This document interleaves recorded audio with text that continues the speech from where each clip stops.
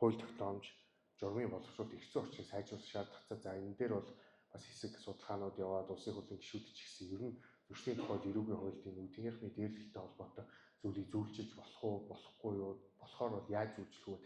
Тал бүрээс нь бол судалж байгаа. Тэгэхээр энийг бол хийгээд явж байгаа. За энэ эргүүлээд үүднийхний дээрлэлтийг хууль тогтоомжид илүү боловсролгүй зохицуулж оруулах нөхцөлийг бол бүрдүүлж байгаамаа гэж ойлгож байна.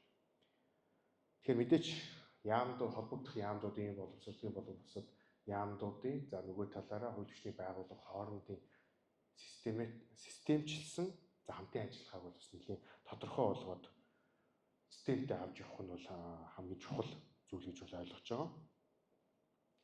Ингээд ер нь бол таны миний одоо жишээгээр тайлбарсан verbal autopsy буюу энэ өөрөө эргүүлээд тухайн одоо нас баралт, амин оролт, хүүхдийн үүднийхний дээрлэлтэй холбоотой мэдээллийн цоорхоо өгөх боломжтой ийм арга хэлбэрийг бол Америкийн нэгдсэн улс болон бусад өндөр хөгжилтэй орнууд бол яг энэ арга хэмжээг бол аваад явдаг. За үүнтэй холбоотой журмыг бол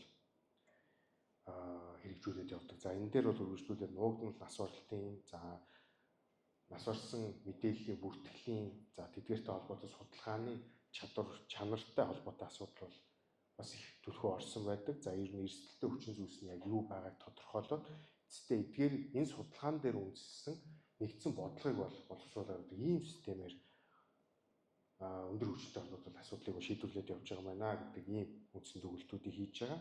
Тэгэхээр мэдээж үүднийхний дээрлэлт гэдэг байдлаар явж байгаа хүүхдээсээ үлдэж байгаа гэмт хэрэг за зөрчил хүүхдийн зан үйл сэтгэл зүйтэй холбоотой ийм асуудлуудыг бид нар шийдвэрлэхдээ урьдчилан сэргийлэх ажиллагааны журмаар маш чухлаар шийдвэрлэх бүрэн боломжтой гэж бол харж байгаа.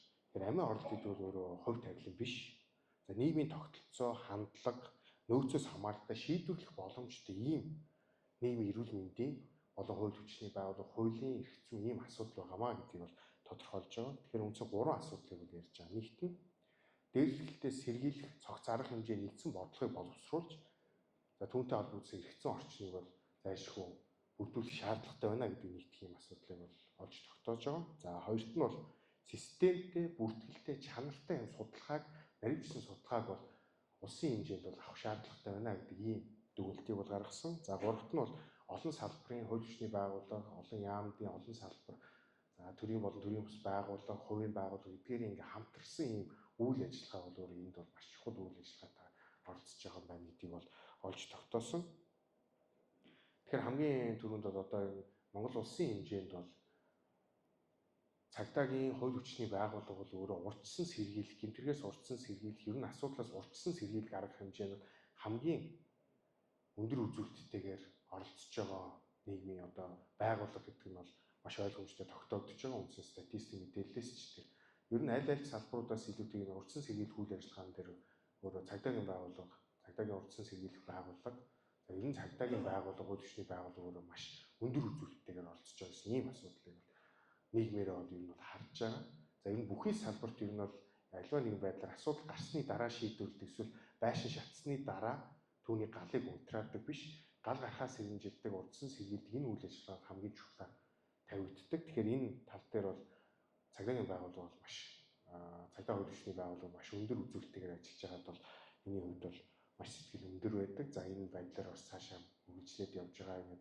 Аян зохион байгуулад, энэ үйл ажиллагаа явуулаад тухайн нэгж цагдаа бүр за байгуулахаараа дүүргээрээ ерөнхий газрын хэмжээнд ч энэ асуудал ингэж хийж байгаа та бүхэндээ бол маш баярж талархаж байгаа бол илэрхийлье.